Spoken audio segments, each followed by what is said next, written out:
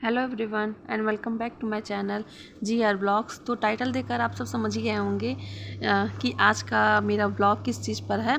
तो जी हाँ, आज DIY का ही ब्लॉग बनाया है मैंने। तो उससे पहले सुबह से ही स्टार्टिंग है और यहाँ पर बन रही है मेरी चाय। और देखिए आगे क्या होता है। चाय बनाते बनाते पता चलता है कि मेरी दूध ही फट गई है और दूध वो भी फट गई है और जो चाय जिसमें मैंने चाय बनाया वो भी फट गया। तो फिर मुझे ऐसा लगा कि कहीं मेरी ही तो नहीं गलती है।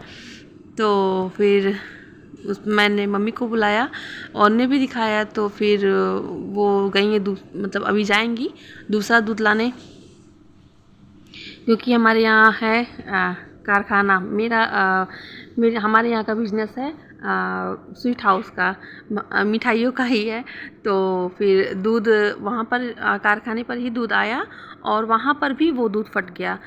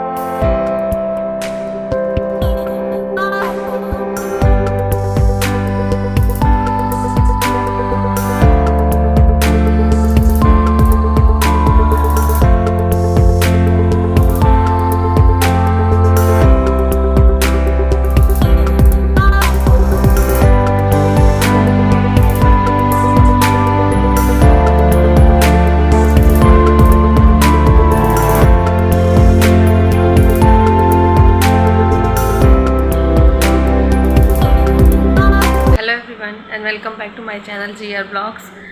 तो यहाँ सुबह का टाइम है और मेरे यहाँ दूध ही फट गया और चाय बनने के लिए रखा वो भी फट गया।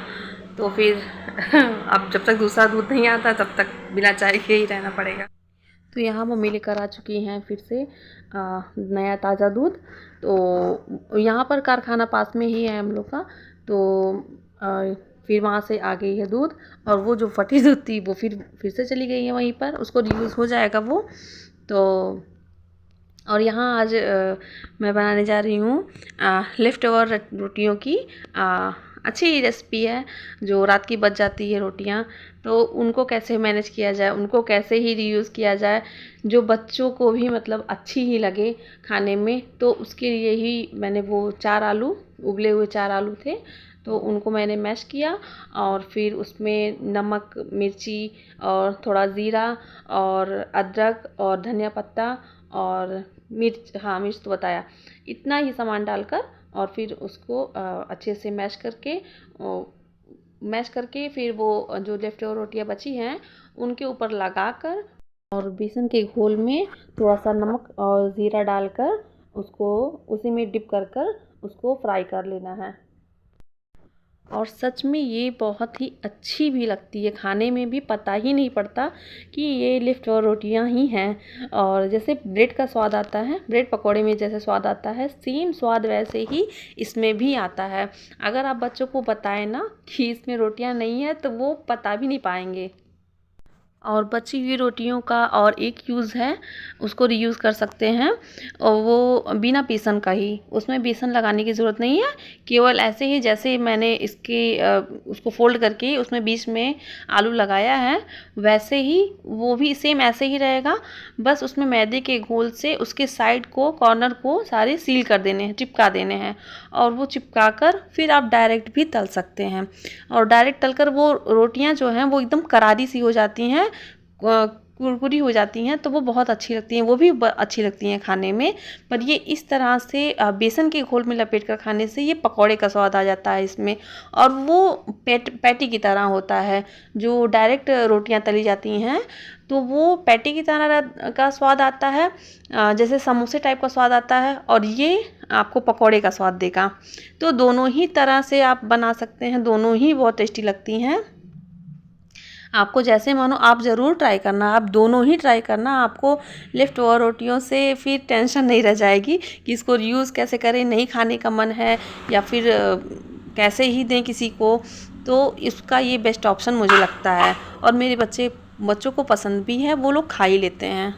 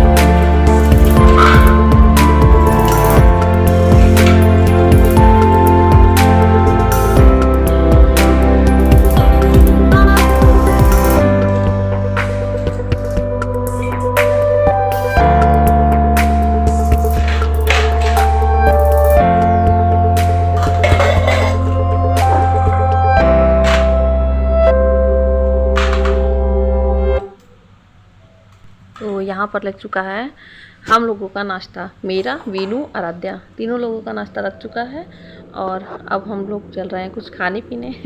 और इस तरह से बहुत अच्छा भी लगता है बच्चों के साथ बैठकर नाश्ता करना, कुछ खाना, उनके साथ बातें करना बहुत अच्छा लगता है। नहीं तो फिर स्कूल टाइम में ऐसा होता है, बस सुबह सुबह उठो, बच्चों का टिफिन तैयार करो, उनको तैयार करो, और फिर हम लोग चले जाते हैं, और फिर अकेले बैठकर नाश्ता करना पड़ता है, जो वो थोड़ा अच्छा नहीं लगता है। और एंजॉय होता है तो बहुत ही अच्छा लगता है बच्चों के साथ। वीनू क्या कर रहा है? ये देखो क्या गिराए हो अपने ऊपर। ये भी खाओ साथ में, चाय ले आए।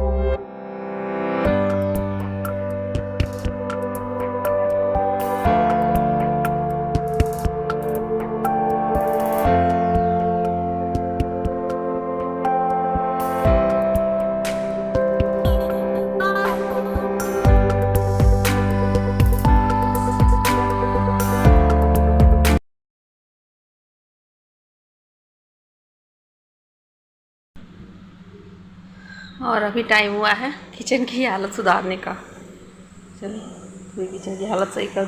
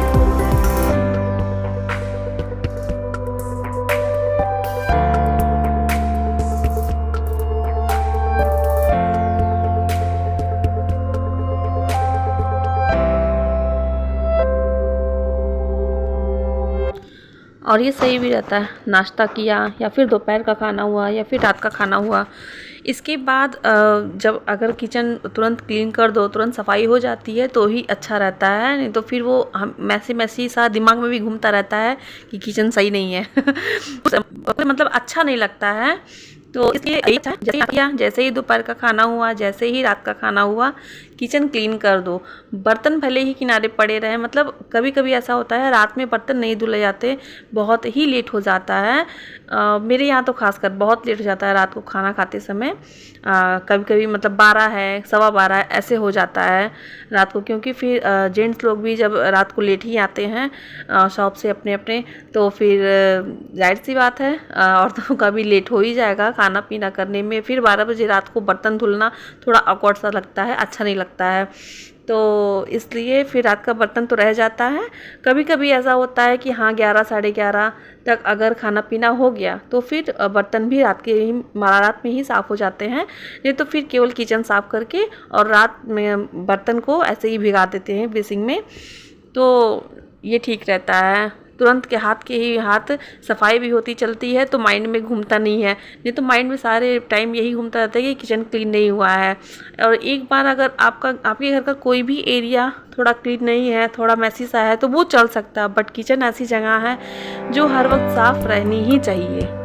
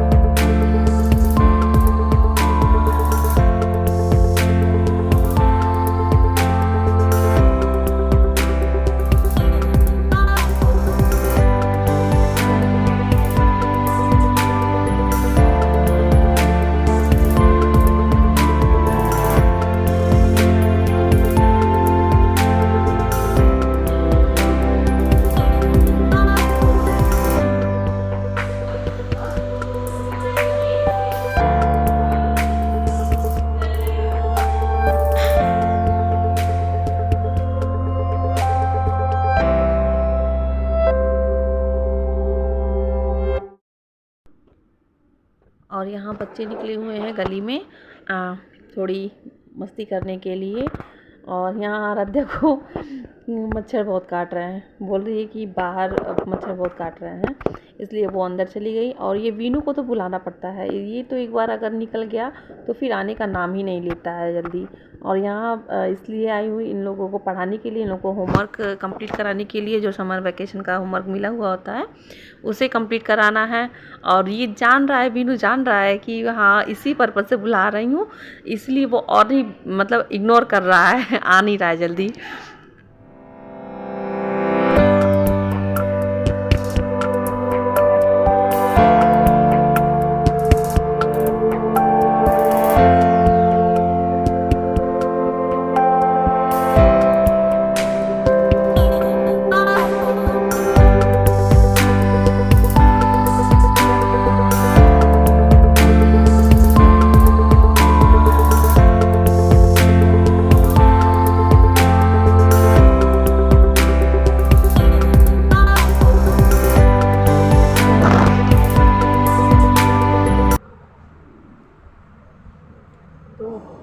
कार्डबोर्ड का डब्बा जिसे मैंने कट किया था। तो इसका तो एक DIY किचन में है जो कि नाइफ़ होल्डर है, एज ए नाइफ़ होल्डर कुछ भी उसमें रख सकते हैं। और एक ये है, तो इसको पहले मैंने सोचा था इसके लिए क्योंकि पिस्ते के छिलके तो है नहीं, तो ये ऑप्शन था नारियल के टुकड़े, छिलके के टुकड़े। तो फिर ये फिर आज अचानक से ही ये सॉक्स देखा, ये उलन सॉक्स है, तो इसको मैंने कट किया है और ये फैल गया था, मतलब ये बेकार ही है, वेस्ट था। तो फिर मैंने सोचा इसको यूज़ कर लिया जाए। तो इसको ऐसे इसी में इसको पहना देना है।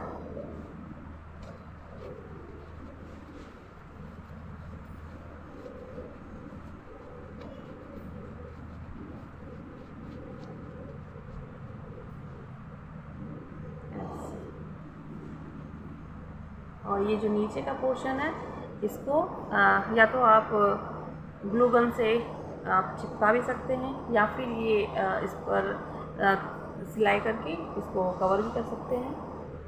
और ये वॉशेबल भी है, जब भी गंदा हो इसको धुल भी सकते हैं। तो ये बेस्ट ऑप्शन है अगर ज़्यादा मेहनत ना करना हो, कम मेहनत में और ठीक ठाक सी चीज़ बन जाएगी। और ये कहीं पर भी रखो तो ये अच्छी लगेगी देखने में। और इसको थोड़ा और डेकोरेट कर सकते हैं। तो देखते हैं कैसे डेकोरेट करते हैं। अभी तो मुझे खुद भी नहीं पता है कि मैं इसे कैसे डेकोरेट करूँगी या फिर क्या करूँगी। जो भी आता है माइंड में वही करते जाती हूँ।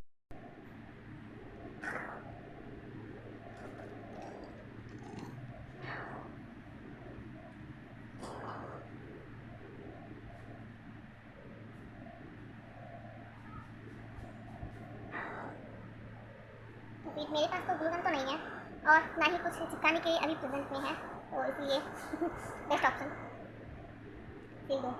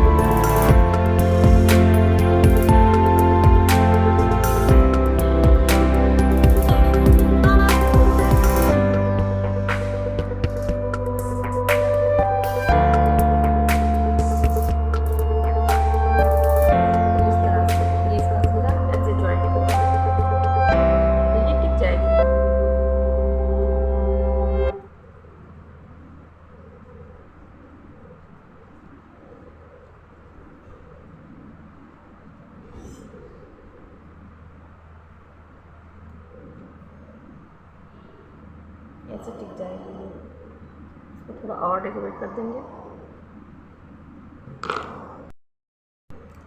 ये है पुरानी साड़ी की लेस है, उसको निकाल लिया था मैंने। इसको ऐसे सब लेस को निकाल कर रख लेने से ठीक रहता है, कहीं काम पड़े तो फिर नई क्यों यूज़ करना। इसलिए ये निकाल कर रख लिया जाता है। इसको ऐसे फोल्ड करके और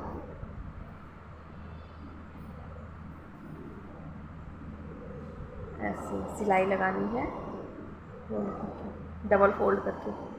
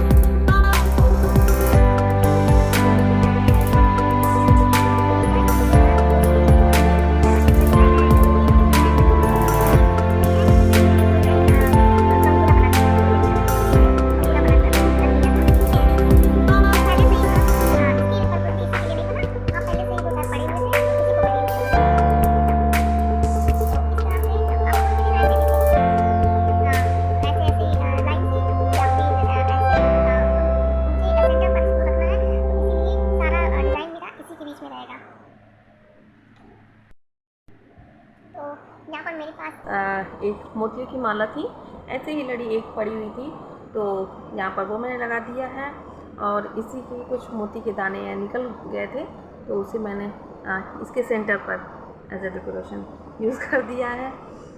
जो भी है घर के मतलब वेस्ट मटेरियल से बनाना, उसको इसमें एक पैसा भी मतलब मैंने बाहर का नहीं लगाया है। जो भी है घर के वेस्ट मटेरियल का ही यूज़ किया है मैंने, कुछ दिमाग का भी यूज़ किया है, बस यही है।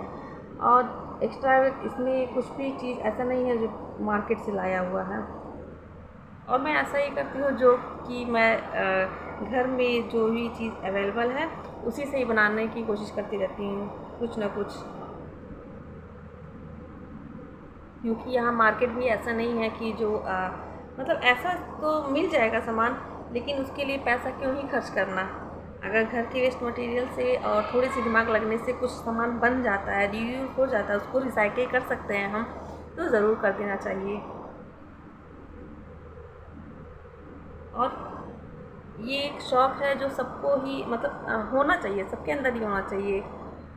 पैसे लगाकर तो बाज़ार से तो सभी कुछ मिल जाता है, सभी कुछ अवेलेबल है, पर ये जो अपने हाथ से करके और वेस्ट मटेरियल का यूज़ करके कुछ बनता है तो उसकी खुशी कुछ और ही होती है।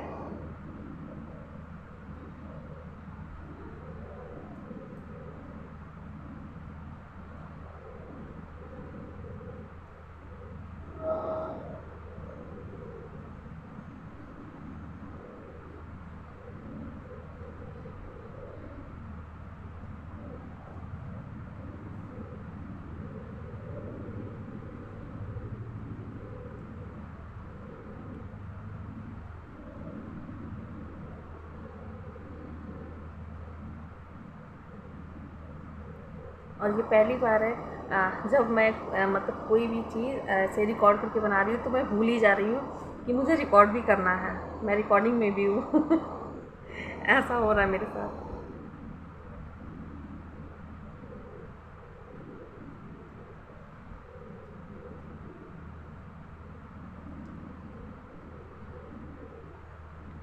और इसको ग्लू गन से या फिर फेविक्विक से कुछ कोई भी चीज़ से इसको चिपकाना है, नहीं तो फिर ये ऐसे ही सरकती ही रहेगी।